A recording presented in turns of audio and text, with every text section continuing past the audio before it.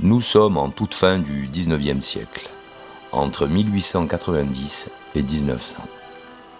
C'est à cette époque que les sœurs Stéphanie et Caroline Tatin, qui tiennent un hôtel-restaurant à la Motte-Beuvron en Sologne, auraient commencé à servir dans leur établissement la fameuse tarte tatin. Selon l'institutrice Marie Souchon, une cliente invétérée des sœurs Tatin, la recette de cette divine tarte tatin leur aurait été confiée par la cuisinière anonyme du comte Alfred Leblanc de Châteauvillard.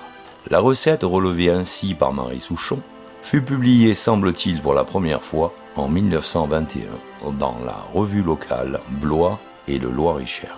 C'est aujourd'hui aussi un peu de mon histoire dont je vais vous parler, à travers 3 recettes et techniques de fabrication que j'ai pu apprendre au cours de ma longue carrière, et dont la dernière technique, simplifiée à son paroxysme, a mûri dans mon esprit il y a déjà fort longtemps. Numéro 1. La tarte tatin traditionnelle.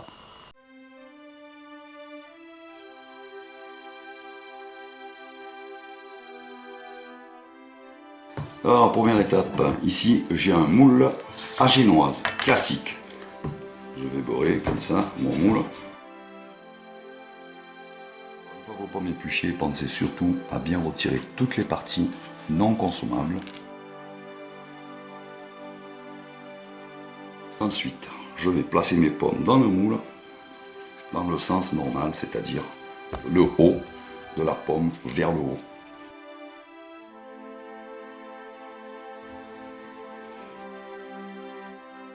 Ensuite, je vais mettre partie comme ça. Il faut que ce soit bien, les pommes soient bien serrées toujours. On serre les rangs. On va verser 4 à 5 centilitres d'eau pour aider les pommes à libérer leur eau. On fait une cheminée au milieu pour que la vapeur sorte quand même. Four préchauffé à 200 degrés.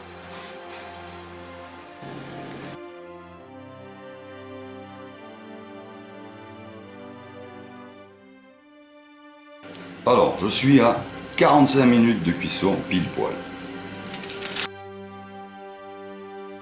Avec un couvercle pour tenir les pommes, venir verser tout le jus des pommes dans le sucre. On va mettre le beurre. On rabat les pommes vers le centre. On va laisser les pommes couvertes pour l'instant. On se retrouve sur le feu avec notre mélange jus de pomme, sucre, beurre. Cuillère en bois. Quand ça arrive à ébullition, tout simplement, on a un mélange épais et mousseux. Eh bien, on va attendre qu'il change de couleur, tout simplement, qu'il vire au caramel. Voilà. Ça fait à peine entre 8 et 10 minutes. Le mélange commence à roussir déjà. Encore 2 minutes de plus. La couleur s'accentue. Voilà, 1 minute de plus. Coloration un peu plus rousse encore. On est à blond. Voilà. Ici c'est suffisant. En fait, la mousse commence à retomber et va virer au caramel. On voit la couleur. Regardez. C'est bien blond cette fois. On se retire. On va découvrir nos pommes. On va verser par-dessus le mélange.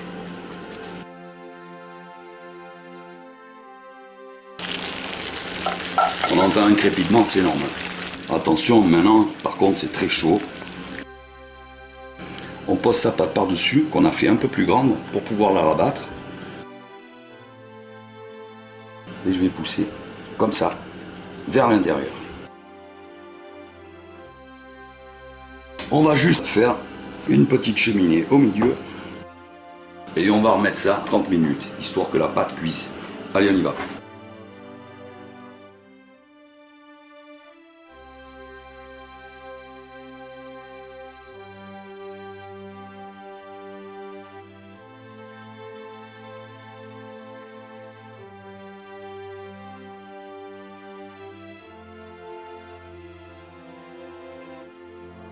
La tarte tatin express, sans peser, tout au pif.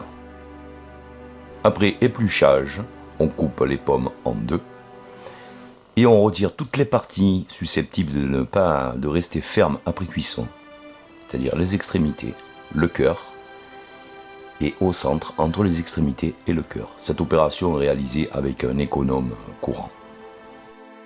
Voilà, tout simplement. Ensuite, on prend un bon morceau de beurre et on beurre son moule. Mais alors, généreusement. Généreusement, ça veut dire comme ça. Ensuite, au fond du moule, comme ça, hop, on va verser une couche de 2 cm de sucre. On n'est pas au millimètre près.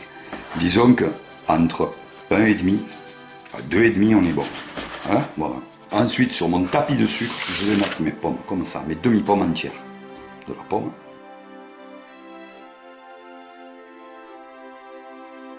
Alors, il faut que les pommes soient serrées à mort. Donc, je vais rajouter des quartiers partout. Et là, il faut bien évidemment autant de pommes que nécessaire par rapport à la grosseur du moule que l'on a. Maintenant, je vais parsemer de morceaux de beurre comme ça, au pifomètre. On passe ensuite à la première cuisson. On maintient un feu moyen tout le long, moyen à légèrement plus fort. Après quelques minutes, le sucre commence à colorer. On ajoute alors un petit peu d'eau. Voilà, là, les pommes ont rendu de l'eau.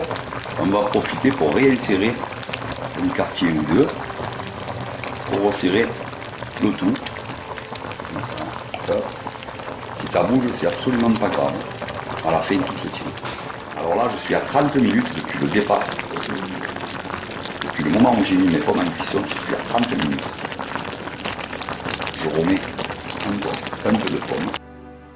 En coupant un quartier comme ça, elles cuiront très vite. Il n'y a pas de souci au niveau de la cuisson. Alors voilà, il y a eu une bonne évaporation de l'eau des pommes. On voit que le caramel, on ne retombe pas au caramel, mais il a bien épaissi. On voit qu'on a un liquide épais, presque similaire au caramel. Il ne manque plus que la coloration. Et donc là, on va se retirer. Donc maintenant, je mets mon cercle de pâte brisée ou feuilletée.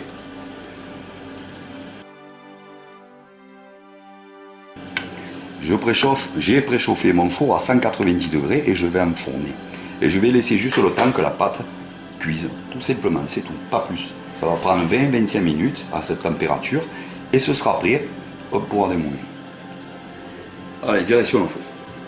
Alors, à la sortie du four, on met un plat dessus à l'envers, on retourne avec une torchon et j'ai pas pensé à le filmer, désolé. Mais bon, c'est pas ça le plus important. Et voilà le résultat.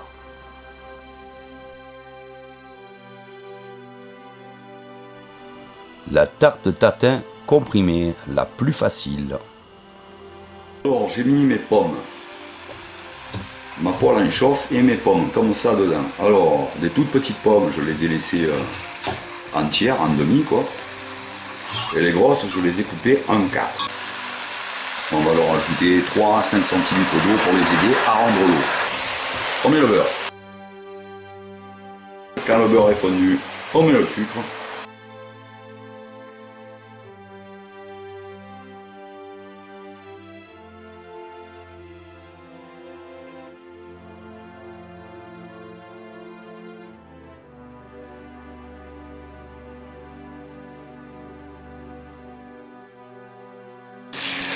On commence à bien caraméliser là, la couleur change un peu plus rapidement, on laisse toujours.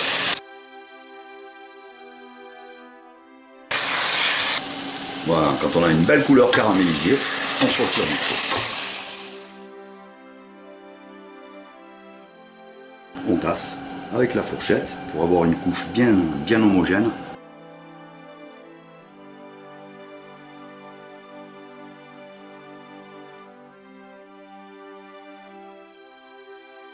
En attendant, on peut préparer un petit nappage, une feuille de gélatine à ramollir dans de l'eau froide, 10 centilitres d'eau, 45 g de sucre. On met au micro-ondes, on fait bien chauffer et au pinceau on remue pour diluer le sucre ensuite. Le sucre entièrement délayé.